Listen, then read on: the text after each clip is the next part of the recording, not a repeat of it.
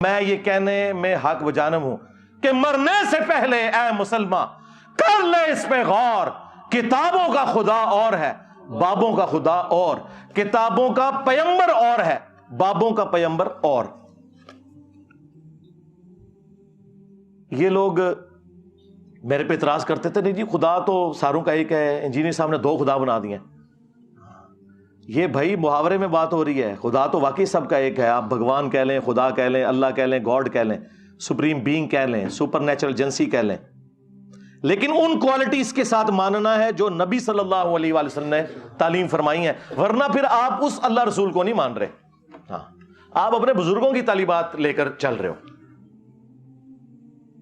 تو اینڈ پہ جا کے انہوں نے پھر دفاع کیا چشتی رسول اللہ کا، اور پھر لوائی اعظم من لوائی محمد، بازید کے اس نعرے کا انہوں نے دفاع کیا کہ قیامت کے دن بازید نے کہا تھا نا کہ میں، یعنی اس کی زبان سے یہ، بلکہ یہ الفاظ جو موجود ہیں وہ تو بڑے خطرناک ہیں کہ بازید سے پوچھا گیا کہ بتائیں قیامت کے دن سب لوگ کس کے جھنڈے کے نیچے ہوں گے؟ تو اس نے کہا کہ میں اللہ کی قسم اٹھا کر کہتا ہوں کہ ساری مخلوقات، محمد اور تمام انبیاء قیامت کے دن میرے جھنڈے کے نیچے ہوں گے، نعوذ باللہ من ذالک۔ تو مفتی صاحب نے اس کی تعویل کی ہے، جی اس کی تعویل میں یہ کرتا ہوں کہ ان کے منہ سے اس وقت اللہ بول رہا تھا، ہاں یہ پرانے بھی یہی کچھ کہتے تھے، تو اللہ کا جھنڈا تو محمد کے جھنڈے سے بڑا ہی ہوگا نا۔ ان ظالموں سے پوچھو کہ قیامت کے دن کیا اللہ کا جھنڈا اور محمد کا جھنڈا الگ ہوں گے، یا لواء الحمد اللہ کا جھنڈا محمد رسول اللہ صلی اللہ علیہ وآلہ وسلم کے ہاتھوں میں ہوگا؟ تو یہ کوئی تعویل بنتی ہے تمہاری؟ شرم نہیں آئی تمہیں یہ بات کرتے ہوئے؟ ہاں بخاری مسلم میں ہے کہ قیامت کے دن ہر غادر اور خائن شخص کے لیے میدان محشر میں ایک جھنڈا بلند کیا جائے گا اور اس کو بلایا جائے گا، فلاں بن فلاں تو غدار ہے، آ یہ تیرے لیے جھنڈا گڑا ہے۔ کہیں اس کو تو تم شفاعت کا جھنڈا نہیں مانے ہوئے؟ جھنڈا تو ایک ہے، محمد اور اللہ کا جھنڈا الگ نہیں ہے۔ کسی خلیفہ راشد کی جرت نہیں ہوئی کہ وہ اپنی زبان سے ایسی بات کرے۔ شکر کرو حضرت عمر زندہ نہیں ہے، ورنہ فیصلہ کسی اور طریقے سے ہوتا، میں تو صرف زبان کھولتا ہوں۔ تو یہ وہ دفاع کر رہا تھا پہلے اتنی باتیں کر کے، تو یہ ایک ٹکٹ میں ایک نہیں، 2 نہیں، 3 نہیں، 4 مزے کرتے ہیں، اور میں نے ان کے چاروں مزے ہی خراب کر دیے ہیں اللہ کے فضل سے۔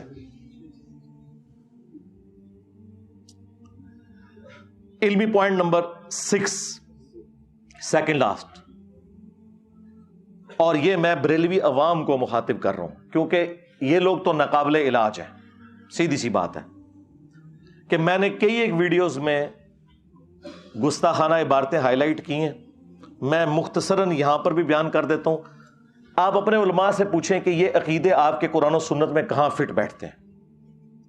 نمبر 1 چشتی رسول اللہ، جو حشر بہشت میں بھی لکھا ہے اور سبع سنابل میں بھی لکھا ہوا ہے، اور اعلیٰ حضرت نے خود تعریف کی ہے اور کہا یہ رسول اللہ کی برگاہ میں کتاب مقبول ہے، سبع سنابل فتاوی رضویہ کے اندر، لہذا اعلیٰ حضرت بھی مجرم ہے اس میں، انہوں نے ایسی کتاب کی تعریف کیوں کی جس میں چشتی رسول اللہ لکھا ہوا تھا؟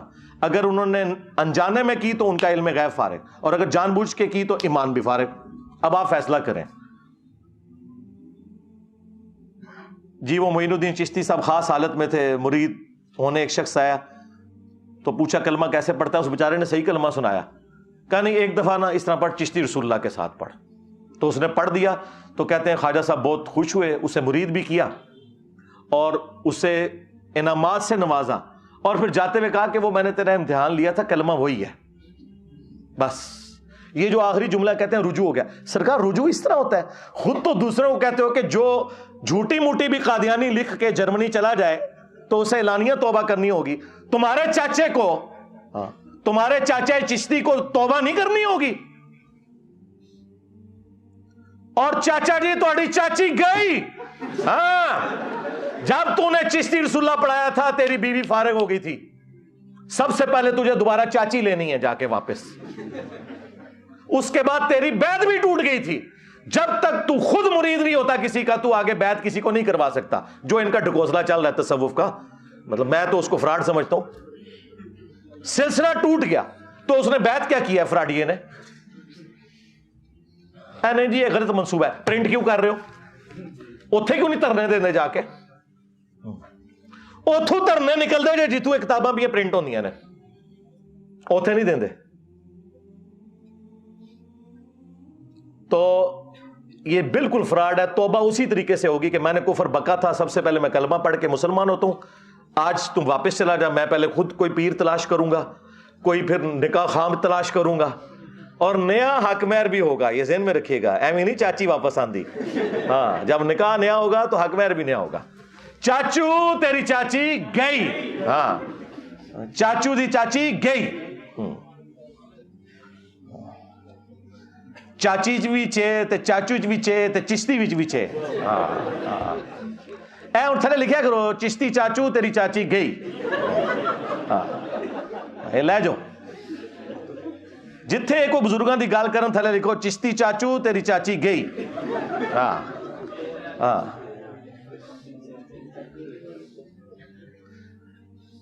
تو یہ اس طریقے سے جھوٹے جھوٹے دفاع کرتے ہیں. اللہ کے بندو، اس طریقے سے اگر معاملہ، اگر کلمہ ہی نہیں ہے تو پیچھے اسلام کیا رہ گیا؟ اور دوسرا ریفرنس ہے اشرف علی تھانوی رسول اللہ. آپ سوچ رہے ہوں کہ اس کا ذکر کیوں کر رہے ہیں بریلویوں کے ساتھ؟ اس لیے کہ بریلویوں کو یہی بات سمجھ آئے گی، کیونکہ اشرف علی تھانوی رسول اللہ کو وہ کفر کہتے ہیں آلریڈی. اب ویسے خاموشی اختیار کر لی ہے. ایک مولوی نے تقریر ریکارڈ کی، کہتا رہا اشرف علی رسول اللہ کا سوال تو یہ علماء دیوبند خود جواب دیں گے، میں صرف چشتی رسول اللہ کا جواب دوں گا. ہائے ہائے کس طرح پرا بڑے نے. یعنی ایک جملہ بولنے کے لیے تیار نہیں ہے. کہہ رہے ہیں وہ دفاع کریں گے. ایک جملہ بول دو نا کہ ہم 100 سال سے کفر کہہ رہے تھے، اب انجینئر کی وجہ سے اب ہم صرف انجینئر پہ بھونکیں گے، ان کو ہم کچھ نہیں کہیں گے، ہم اتنے ماز نہیں کھول سکتے. وہ انجینئر کا حوصلہ ہے. ہاں تو یہ دوسرا ریفرنس بھی بریلویوں کے کھاتے میں ہے، کیونکہ اب یہ خاموش ہو رہے ہیں.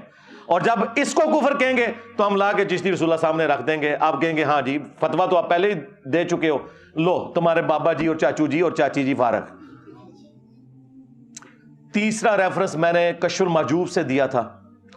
صحب اور سکر والے چیپٹر میں انہوں نے باجزید بستامی کا سکر بچانے کے لیے اور جنید بغدادی کا صحب بچانے کے لیے انبیاء کرام کو تختہ مشق بنایا. اور انہوں نے کہا کہ جس طرح حضرت داؤد علیہ السلام کی بھی نظر پڑ گئی تھی نا اپنے ایک صحابی کی بیوی پر، اور انہیں پسند آئی اور جنگ میں آگے مروا دیا اور خود شادی کر لی، تو وہ حالت صحف میں تھے. یہ صحف سواد والا ہے، یعنی ہوش میں تھے. وہ ایک سین کے ساتھ صحب ہوتا ہے، وہ بھول ہوتا ہے. تو اسی لیے انہیں بعد میں توبہ بھی کرنی پڑی. یہ جھوٹا واقعہ جو تورات میں لکھا تھا، اس سے انہوں نے جنید بغدادی کا صحف ثابت کیا کہ اگر کوئی بزرگ کام ڈال دے نا ہوش میں بھی، تو آپ نے کوئی فکر نہیں کرنی، وہ حالت صحف میں ہوتے ہیں. ہوش بھی کمپاؤنڈ پھر بھی تسی تعویل کرنی چاہتی. ہاں اور سکر انہوں نے کہا مدہوشی. تو اس کی مثال کیا نبی علیہ السلام کی جو نظر پڑی تھی ایک صحابی کی بیوی پر، نعوذ باللہ، زید ابن حارثہ کی، اور اللہ تعالیٰ نے اس صحابی کے دل میں اس کی نفرت ڈالی، پھر حضور نے ان سے شادی کر لی. یہ جھوٹا واقعہ، اس سے انہوں نے باجزید بستامی کا سکر ثابت کیا اپنے بابے کو بچانے کی خاطر. خود پیر کرم شاہ صاحب الازہری نے ضیاء القرآن تفسیر کے اندر لکھا ہے یہ کافروں کی سازش ہے یہ واقعہ ہماری کتابوں میں آنا. اور اسی پیر کرم شاہ صاحب نے جو ضیاء القرآن پبلیکیشن سے کشف المحجوب چھاپی، اس کے مقدمے میں اس کتاب کی تعریف کی کہ جدہ کوئی مرشد نہ ہوئے کتاب پڑھ لے، اور اس کے اندر وہ کفریہ واقعہ لکھا ہوا تھا. دیکھیں ایک ٹکٹ میں کتنے مزے کرتے ہیں. ایک طرف کتاب کی تعریف کر رہے ہیں، دوسری طرف اس کتاب کا واقعہ اس کتاب میں نہیں کفر کہہ رہے، دوسری جگہ کفر لکھ رہے ہیں. تو دیکھیں پھر ہماری عقابی نظریں کہاں پہنچتی ہیں. ہم میں شرافت تو مولا علی والی ہے، لیکن چلاکی و ہوشیاری بنو امیہ سے بھی زیادہ ہے اللہ کے فضل سے، الحمدللہ. ہاں تو یہ ہم پوچھیں گے کہ یہ کفار کون ہے جنہوں نے سازش کر کے نبی علیہ السلام کے اوپر یہ جھوٹ باندھا ہے، اس شخص کے اوپر کہ جس کے بارے میں قرآن میں ہے ما ضل صاحبکم وما غوا، تمہارے نبی نہ کبھی بہکے ہیں نہ کبھی بے راہ چلے ہیں، جن کے بارے میں بخاری مسلم میں آیا کہ کنواری لڑکیوں سے زیادہ شرم و حیا تھی ان کے اندر. ان کے بارے میں تم کہہ رہے ہو کہ وہ صحابی کی بیوی کے اوپر نعوذ باللہ اس طرح ہو گئے. اور ایک چھوٹو مولوی انہوں نے لانچ کیا، وہ چھوٹو ایسا میرے قابو آیا ہے، یہ چھوٹو آج کہہ رہا ہے یہ چشتی رسول اللہ تو بالکل کفر ہے، یہ تو بعد میں کسی نے ڈالا ہے. اور یہ چھوٹو اس مناظرے میں نہ صرف بیٹھا ہوا تھا جس میں انہوں نے چشتی رسول اللہ کا دفاع کیا، بلکہ یہ پیچھے سے سبحان اللہ بھی کہہ رہا تھی. ہاں خواجہ نے کیا فرمایا؟ سنو کہ میں کون ہوں اور کیا ہوں. محمد الرسول اللہ صلی اللہ علیہ وسلم کے دربار کے کمینے غلاموں میں سے ایک ہوں. کمینے غلاموں میں سے ایک ہوں. کمینے غلاموں میں سے ایک ہوں. انہوں پتہ ہی نہیں سی کہ اے سبحان اللہ ایک دن انا للہ ہو جائے گا. ہاں اور تو قیامت تک مار دیتا ہے، بول دے ہی نہیں. دس تنو کس نے توبہ کرائی؟ تو دفاع کر رہا تھا، سبحان اللہ پڑھ رہا تھا. تو اس چھوٹو نے نا اس کفری واقعے کو حلال کرنے کے لیے کہتا ہے مسلم شریف میں بھی اس طرح کی حدیث موجود ہے، تو انجینئر صاحب اس پہ کیوں نہیں فتویٰ لگاتے؟ اندازہ کریں مسلم شریف میں کچھ اور بات لکھی تھی، انہوں نے اپنا بابا بچانے کی خاطر مسلم شریف کی حدیث کو تختہ مشق بنایا. وہ آپ حدیث خود پڑھیں، اس میں کوئی ایسی بات نہیں لکھی ہوئی. صحیح مسلم میں حدیث موجود ہے کہ نبی صلی اللہ علیہ وآلہ وسلم نے فرمایا کہ اللہ تعالیٰ نے مجھے اچانک جو نگاہ پڑ جاتی ہے نا کسی نامحرم پر، حکم دیا کہ میں فوراً ہٹا لوں. اور ایک اور حدیث ہے صحیح مسلم کے اندر جو اس نے پیش کی کہ نبی علیہ السلام ایک جگہ بیٹھے تھے، سامنے سے کچھ عورتیں گزری، آپ کی اچانک نظر پڑی تو آپ نے ہٹا لی اور آپ اپنے گھر گئے، اپنی بیوی کے ساتھ ازدواجی تعلق قائم کیا اور پھر باہر تشریف لائے. اور آپ نے فرمایا کہ اگر اس طریقے سے کسی کی نظر نامحرم پر پڑ جائے غلطی سے تو فوراً ہٹا لے اور وہ اپنی بیوی کے پاس جائے، کیونکہ اللہ تعالیٰ نے اس کے پاس بھی وہی چیز رکھی ہے. یہ طریقہ تمہیں دل صاف رکھنے کے لیے، پاک رکھنے کے لیے ایک کارگر طریقہ نبی صلی اللہ علیہ وآلہ وسلم نے تعلیم فرمایا. اس سے وہ کہہ رہے ہیں کہ جی وہ جو واقعہ لکھا ہوا ہے نا زید ابن حارثہ کی بیوی والا، اس میں تو لکھا ہے کہ وہ ناپسند ہوئی، نبی علیہ السلام نے اس عورت سے شادی کر لی. یہ واقعہ اگر مسلم میں یوں ہوتا نا کہ جس عورت پہ حضور کی نظر پڑی تھی وہ جیسے ہی اپنے گھر پہنچی، اس کے خامند کے دل میں اللہ نے اس کی نفرت ڈال دی، پھر اس نے طلاق دے دی، پھر نبی علیہ السلام نے اس کو بلوا کے خود اس سے شادی کر لی. یہ بکواس لکھا ہوا تمہارے بابے نے، مسلم شریف میں یہ نہیں لکھا ہوا. دھوکہ دینا بند کرو. یہ 3 ریفرنس ہو گئے جی. چوتھا ریفرنس وہ تذکرۃ الاولیاء میں جو بایزید نے کہا کہ لوائی اعظم من لوائی محمد، قیامت کے دن محمد کے جھنڈے سے بڑا میرا جھنڈا ہوگا، اور میں قسم اٹھا کے کہتا ہوں کہ محمد اور تمام انبیاء اور تمام انسانیت میرے جھنڈے کے نیچے ہوگی. اور تنو کھنگڑ نہیں دینا کسی نے. ہاں اور حنیف قریشی صاحب کہہ رہے ہیں نہیں وہ اللہ بول رہا تھا، اللہ کا جھنڈا تو محمد کے جھنڈے سے بڑا ہوگا. بھائی اللہ کا جھنڈا تو آلریڈی محمد صلی اللہ علیہ وآلہ وسلم کے ہاتھوں میں ہے، تمہارے بابے کے ہاتھ میں کون سا جھنڈا ہے؟ کہیں وہ جھنڈا تو نہیں جو بخاری مسلم میں آیا کہ ہر غادر اور خائن شخص کے لیے، دھوکہ باز کے لیے میدان محشر میں ایک جھنڈا گاڑا جائے گا اور اسے آواز دی جائے گی فلاں بن فلاں آ جا، ایتھے کھلو، پتہ لگے کہ تو دھوکے باز ہے. یہ تمہارے بابوں کے ساتھ ہونا ہے. یہ جھنڈے ہیں جن کو تم نے لواء الحمد مانا ہوا ہے. تمہارا بایزید یہ کہتا رہا، اب تو یہ دفاع کرتے ہیں نا تو پھر ہم انہیں کہہ سکتے ہیں نا. اور دیکھو تمہارا بایزید یزید دا ابا، ہاں یہ بھی 261 ہجری میں مرا ہے، اور ہمارے امام مسلم بھی 261 ہجری میں دنیا سے تشریف لے گئے. ایک ہی سن میں دونوں فوت ہوئے ہیں. ان کی کنیت ہے ابو الحسین، ہاں، اور تیرے بابے کی کنیت ابو یزید. اور اس سے بڑا جھوٹ کہتے ہیں امام جعفر کا مرید تھا وہ. اور جعفر کے مرید تو آج یزید نہیں رکھتے اپنے بچوں کے نام، کہتے ہیں جی جائز نہ ہے، رہو نا، ہاں، تاکہ جدو سکول جاؤ. ہائے ہائے ہائے ہائے، کتنا کلپ وائرل ہوا ہے. پھر انہوں نے ایک گل سمجھ آندی ہے، ہاں تیرے بچے جب سکول جائیں تو لوگ کہیں یزید آ گیا، اور چھٹی کے وقت جب تو لینے کے لیے جائے تو کہیں یزید دا ابا آ گیا. ہاں بچاؤ اپنے بابے نو، ہن اپنے نام رکھو، اپنے پترا دے نام یزید رکھو اور اپنی کنیت رکھو ابو یزید. ہاں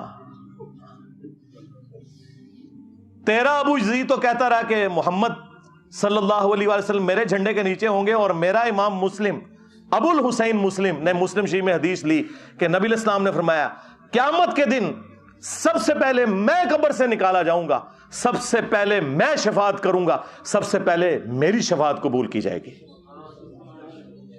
اور مسلم شریف میں ایک اور حدیث ہے کہ سب سے پہلے میں جنت کا دروازہ کھٹکھٹاؤں گا, داروغے جنت پوچھیں گے کون, میں کہوں گا محمد, تو وہ کہیں گے کہ مجھے اللہ نے حکم بھی یہ دیا تھا کہ صرف آپ کے نام کے اوپر یہ دروازہ کھولے گا. ہاں, یہ میرا امام لکھ کے گیا, ابو الحسین مسلم بن حجاج القشیری. اور بازید کے چیپٹر میں نا انہوں نے لکھا ہوا ہے بازید بستامی کی معراج. ہاں, اور کہتے ہیں جس طرح انبیاء میں رسول اللہ کو معراج ہوئی ہے نا, اس طرح اولیاء میں اس کو ہوئی ہے معراج. یعنی ابو بکر عمر عثمان و علی کو نہیں ہوئی, ان ہوئی ہے. اور کہتے ہیں جنید بغدادی فرمایا کرتے تھے, اس میں سال لکھا ہوا ہے تذکرۃ الاولیاء میں, کہ بازید کا مقام اولیاء میں ایسا ہے جیسا کہ جبرائیل علیہ السلام فرشتوں میں, یعنی فرشتوں کے سردار جبرائیل ہیں, اولیاء کے سردار بازید ہیں. تو سرکار عبد القادر جیلانی دی ہو گئی چھوٹی. ہاں, کیونکہ آپ تو کہتے ہیں وہ اولیاء کے سردار ہیں, اور عبد القادر جیلانی تو آئے بھی بعد میں, وہ 471 میں پیدا ہوئے اور 561 ہجری میں فوت ہوئے, اور یہ ان سے 300 سال پہلے فوت ہوئے 261 ہجری میں بازید بستامی. فیصلہ کرو کہ اولیاء دا سردار کون ہے. ہم سے پوچھیں گے, ہمارے تو اولیاء کے سردار ہیں ابو بکر, عمر, عثمان و علی رضی اللہ عنہم اجمعین وعلیہم السلام اجمعین. تو اسی فیصلہ کرو کہ عبد القادر جیلانی ولیاں دا سردار ہے یا بازید بستامی, کیونکہ تواڈے جنید بغدادی نے کیا ہے نا. ہاں, اور جنید بغدادی تو خود عبد القادر جیلانی کا پردادا پیر ہے. پردادا پیر کی بات مانے یا عبد القادر جیلانی کی مانے؟ سب کچھ فراڈ چل رہا ہے بھائی. تو یہ نبی صلی اللہ علیہ وآلہ وسلم کی عصمت کے اوپر لوگ ڈاکہ مارا کرتے تھے. ہم نے آ کے اب ان کو پکڑا ہے, اور ان کا جو بہانہ تھا نا جی, با خدا دیوانہ باش, کیونکہ یہی بازید کہتا تھا سبحانی ما اعظم شأنی, میں پاک ہوں, میری شان بڑی بلند ہے. وہ کہتے ہیں وہ اللہ بول رہا تھا منہ سے, تو وہ یہ آپ ذرا نشتیہات میں لیں. لیکن یہ جو اس نے بکا کہ میرا جھنڈا محمد کے جھنڈے سے بڑا ہوگا, جبکہ قیامت کے دن جھنڈا ایک ہی ہے اللہ کا, وہ رسول اللہ کے ہاتھوں میں ہے, یہ کس جھنڈے کی بات کر رہا ہے؟ ٹائم قیامت تک کا جواب دینا جو ویڈیو چاہ کے دا.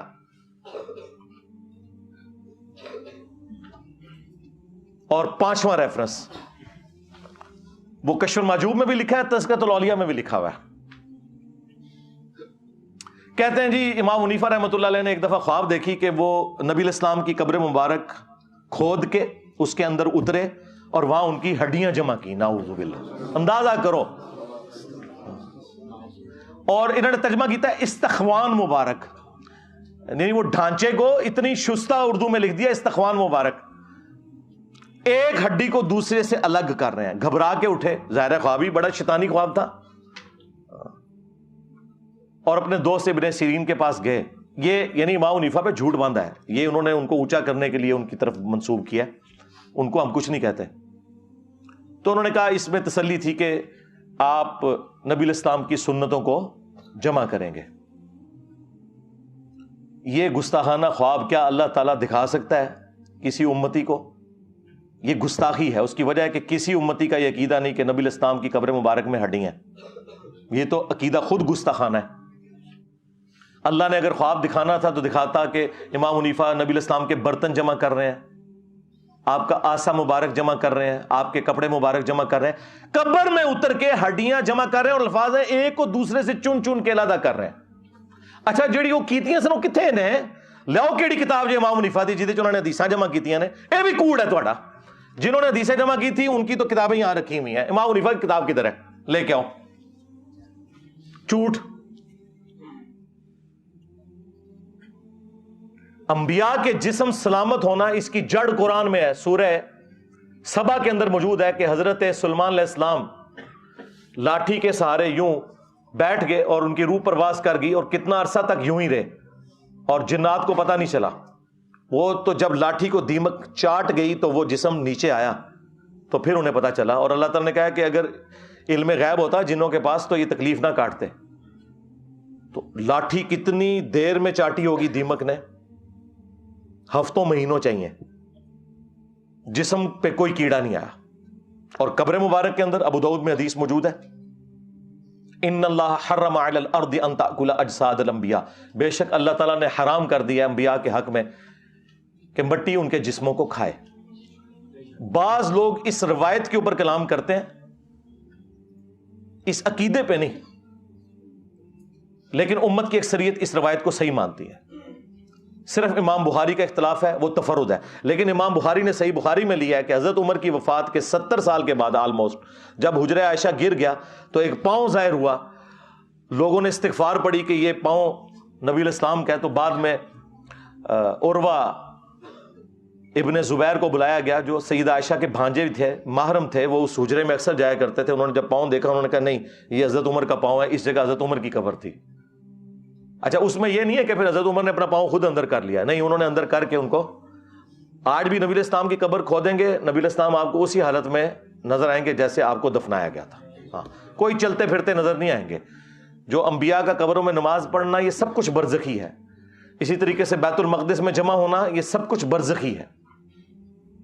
تو امام بخاری اس عقیدے کو صحیح مانتے تھے، اور وہ حدیث جو المصنف ابن ابی شیبہ کے اندر موجود ہے اور ہمارے استاد شیخ زبیر صاحب نے فضل الصلاۃ علی النبی میں بھی لی ہے، حضرت عمر فاروق رضی اللہ تعالیٰ عنہ کا قول ہے، جب وہ دانیال علیہ السلام کی وہ ایک جسم مبارک کا تابوت نکلا تو پھر انہوں نے وہاں تستر نامی جگہ جہاں سے یہ نکلا تھا انہوں نے پھر خط لکھا کہ یہ اللہ کے پیغمبروں میں سے ایک پیغمبر کا تابوت ہے، اور اللہ کے جو پیغمبر ہوتے ہیں ان کی لاش کو نہ مٹی کھاتی ہے، نہ آگ جلاتی ہے، اور نہ درندے کھاتے ہیں۔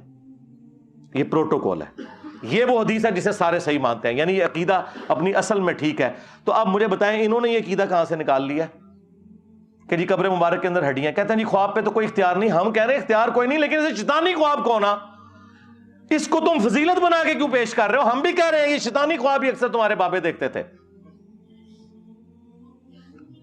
وہ نبی الاسلام کا جسم مبارک کیوں کہہ رہے ہو؟ یہاں ہمیں تم سے اختلاف ہے۔ لو جی یہ میں نے 5 حوالے دیے ہیں، اور اس سے پہلے میں نے اسی پارٹی کے ایک اور بندے کو بھی دیے تھے، بریلوی پارٹی میں جو دوسری طرف ہے، جس طرح وہ رائٹسٹ ہوتے ہیں اور لیفٹ والے لوگ ہوتے ہیں نا، اس وقت بریلیوں میں بھی 2 پارٹیاں بن گئی ہیں نا۔ ایک کو لیڈ کر رہے ہیں مفتی اشرف آصف جلالی صاحب، ڈاکٹر اشرف آصف جلالی صاحب۔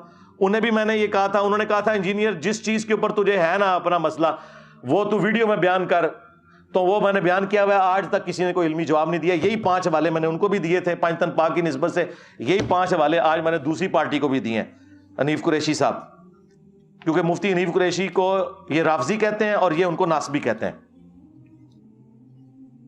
اسی لیے وہ داتا دربار گئے تھے تو انہوں نے تقریر نہیں کرنے دی مفتی صاحب کو، بھاگنا پڑا وہاں سے۔ تو بریلویوں میں بھی اس وقت 2 بڑے دھڑے بنے ہوئے ہیں، تو اس کو تو میں نے پہلے دیا تھا، مفتی صاحب کو میں نے اب دے دیا، اور میں نے کوئی بے احترامی مفتی صاحب کی نہیں کی۔ امید ہے وہ ویڈیو میں آ کے جواب دیں گے اور ان ساری باتوں میں اپنی عوام کو سیٹسفائی کریں گے۔ ہمیں سیٹسفائی کرنے کی ضرورت نہیں، آپ اپنی پبلک کو خود جواب دیں۔ اور علمی پوائنٹ نمبر 7 جو آخری، جو ان کے پاس حربہ ہوتا ہے کہ جی انجینئر صاحب کو ہمارے ساتھ بٹھا دیں یا میرے پاس آ جائیں یا میں اکیڈمی آ جاتا ہوں، سرکار اس کی ضرورت ہی نہیں ہے۔ آپ اپنی کوئی نمائندہ شخصیت کی بات کریں، اس کی وجہ ہے کہ آپ کو تو اکثریت نہیں مان رہے، اکثریت تو پارٹی وہ ہے جو الیاس قادری پارٹی اور ڈاکٹر اشرف آصف جلالی پارٹی ہے، وہ تو آپ کو رافضی مانتے ہیں، تو آپ بریلویوں کے کہاں سے نمائندہ ہو گئے؟ سیدھی سی بات ہے، میجورٹی تو ان کے ساتھ ہے، آپ کو کس نے نمائندہ شخصیت بنا دیا؟ اور ان کی بھی بات ہم کریں گے، وہ بھی نمائندہ شخصیت نہیں ہے ڈاکٹر اشرف جلالی، کیونکہ دوسری پارٹی ان کے خلاف ہے۔ نمائندہ شخصیت ہے مفتی منیب الرحمان صاحب۔ ہاں، جب سعد رضوی صاحب کے دھرنے کے اوپر مشکل وقت آیا تھا تو اس وقت کے آرمی چیف نے مفتی منیب صاحب کو بلا کر ثالثی کروائی تھی، وہ ہے نمائندہ شخصیت۔ تو نکالو اپنے بڑوں کو، ہاں ہوا لگواؤ 14 اگست کے اوپر۔ ہاں ہاں یار، ہمارے پاکستانی قوم بھی اپنے صدر پاکستان کو ہوا لگواتی ہے۔ ہاں، حالانکہ ڈیموکریٹک سسٹم میں صدر کے عہدے کی کوئی ضرورت ہی نہیں، یہ کروڑوں اربوں روپے کا نقصان پاکستانی نیشن کے اوپر انہوں نے تھوپا ہوا ہے۔